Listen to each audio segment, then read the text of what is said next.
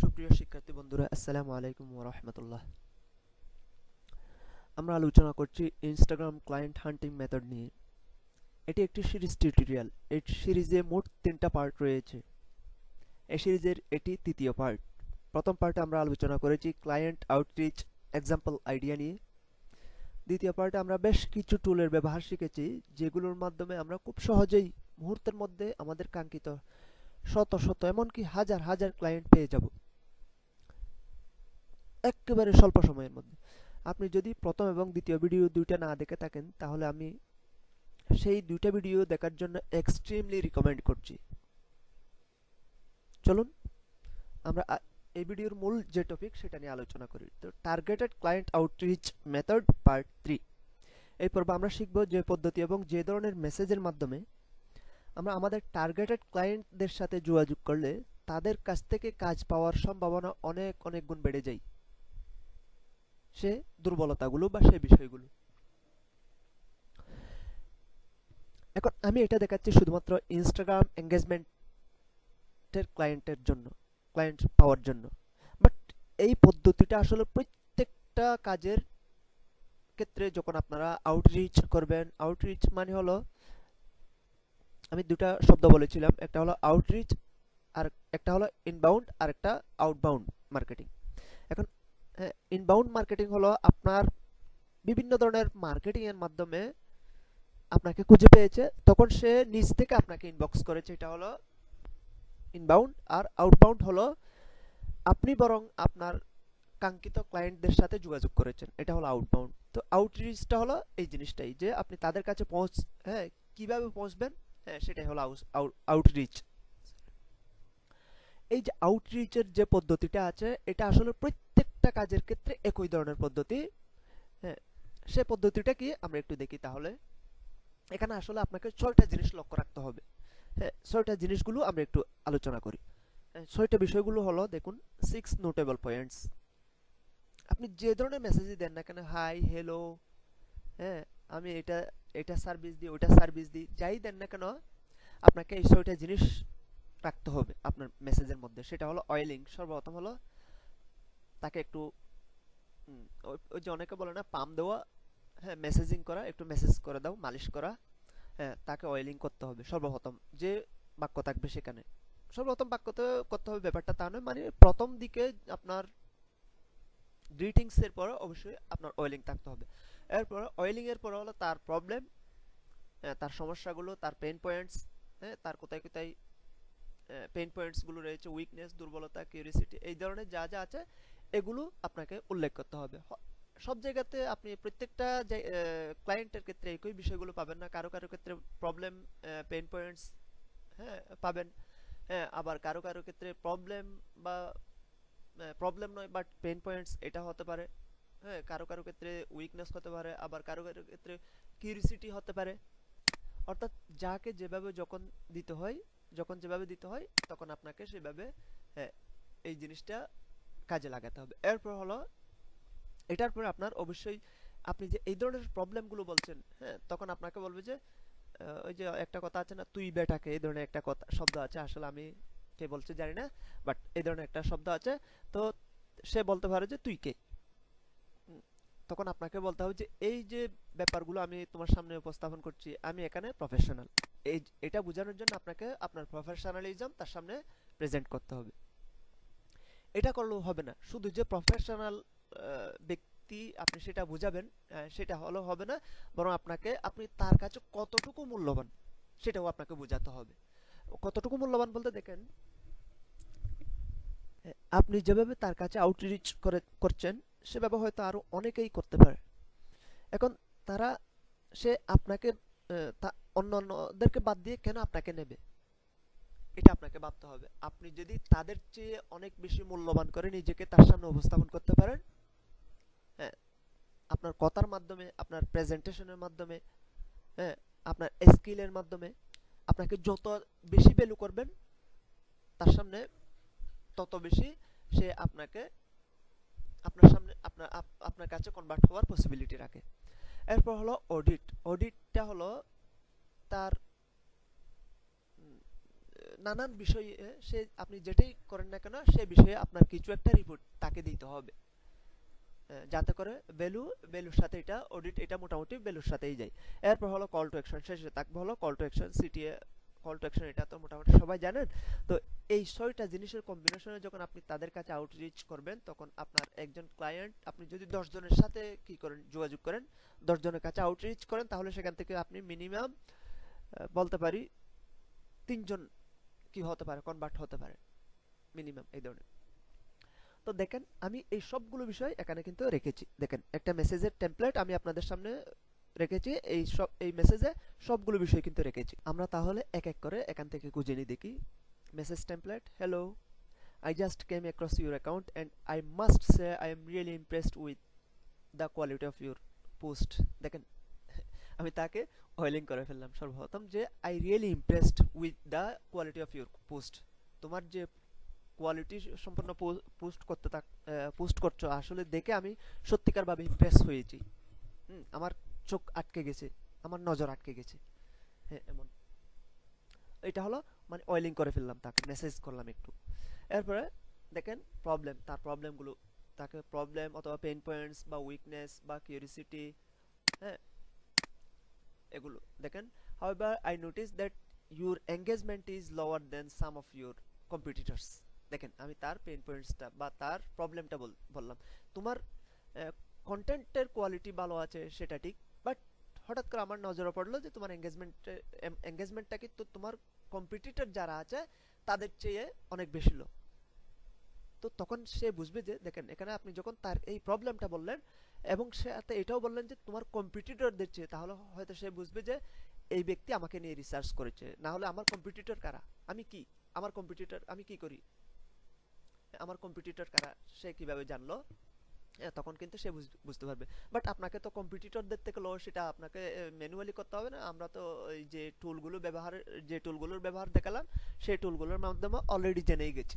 হ্যাঁ, তারপরে দেখেন as someone who has been working on increasing, দেখেন এখানে আপনার প্রফেশনালিজম প্রকাশ করতেছি। দেখেন as someone who has been working on increasing engagement on Instagram for some time, I would be happy to offer some suggestion for improvement if you are interested. দেখেন এখানে হলো আমি আমার প্রফেশনালিজম তার সামনে উপস্থাপন করছি। দেখেন someone who has been working on increasing engagement on Instagram for some time, হ্যাঁ এটা আমার প্রফেশনালিজম। এরপর দ্বিতীয় নম্বরে যেটা আসলো সেটা হলো ভ্যালুটা কি, offer some suggestion for improvement if you are interested.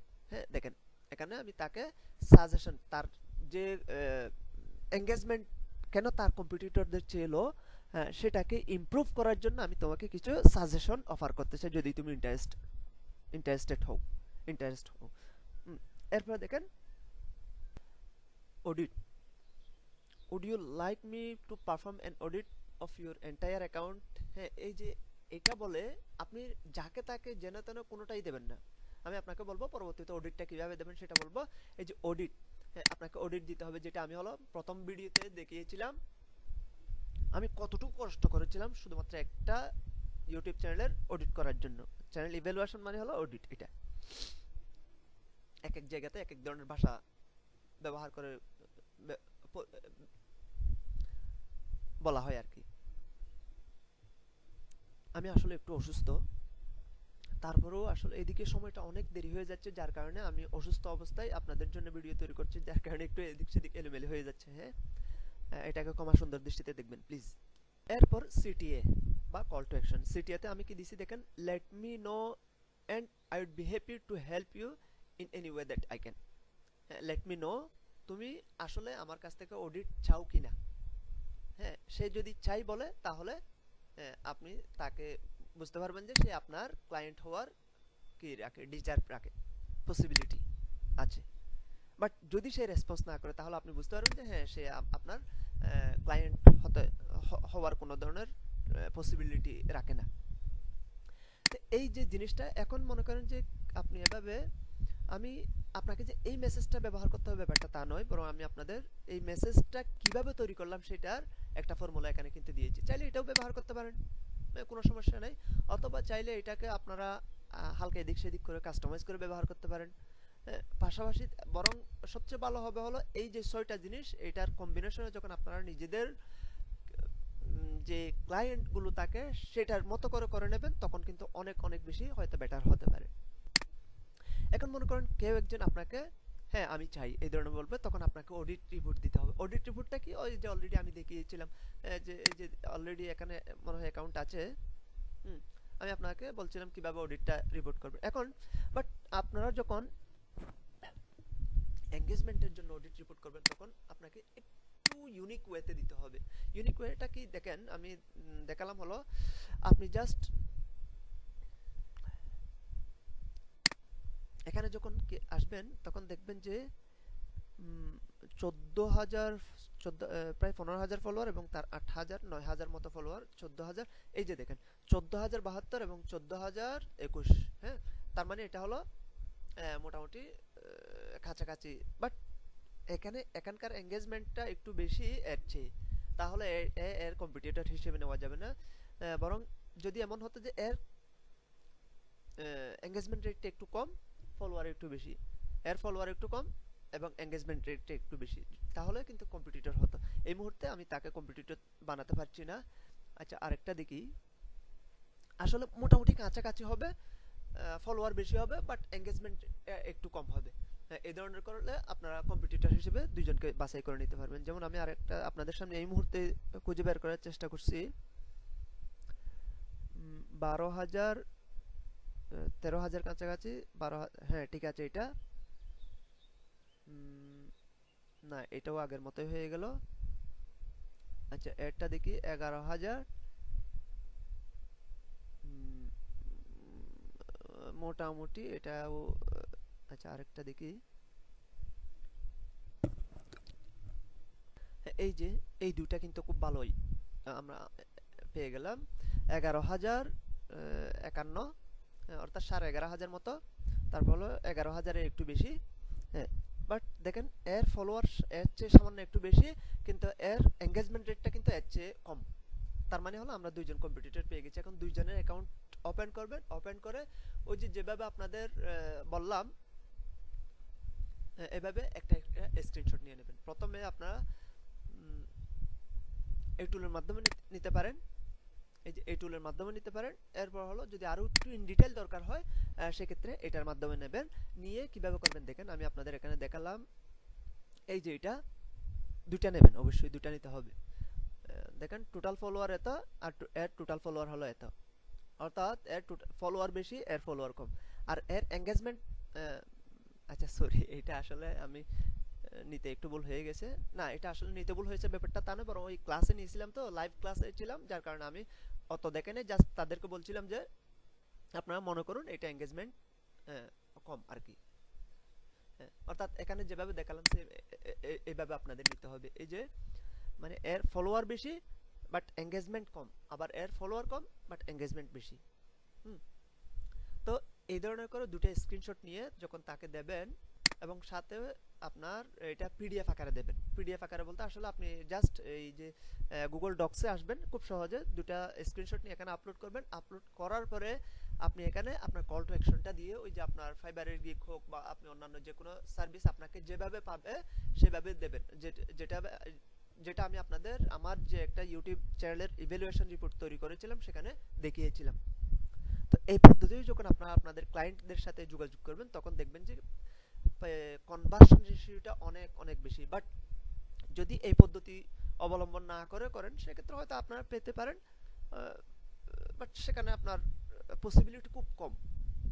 কারণটা হলো মানুষ কনভার্ট কিভাবে হয়, এই যে ব্যাপারগুলো আছে এই ব্যাপারগুলো হলো মূলত কনভার্ট হওয়ার কিছু সিস্টেম, এগুলো হলো উইকনেস, এগুলো হলো কিছু লোপহোল, যেগুলোতে আপনি ফোকাস করলে খুব দ্রুত সময়ের মধ্যে আপনি আপনার ক্লায়েন্ট হওয়ার পসিবিলিটি যারা আছে তাদেরকে আপনি কনভার্ট করতে পারবেন। তো এই যে টেমপ্লেট আমি আপনাদের জন্য ভিডিও ডেসক্রিপশনে দিয়ে দেব, আপনারা অবশ্যই 3টা ভিডিও একসাথে দেখবেন, কারণ একটার সাথে আরেকটা খুবই জড়িত সেই জন্য। আর আপনাদের যদি কোনো সমস্যা হয় তাহলে অবশ্যই ভিডিওতে কমেন্ট করবেন, ভিডিওর নিচে কমেন্ট করবেন কমেন্ট বক্সে। যদি আমরা কমেন্টে উত্তর না দিতে পারি সেক্ষেত্রে ভিডিও ডেসক্রিপশনে আমাদের গ্রুপের লিংক থাকবে, সেক্ষেত্রে আপনারা আমাদের গ্রুপটা চেক করে সেখানে এসে পোস্ট করতে পারেন যে আমার এই সমস্যাটা ছিল, আমার সমাধান দরকার। ধন্যবাদ। আজকের মতো আমরা এই সিরিজ টিউটোরিয়ালটি শেষ করলাম।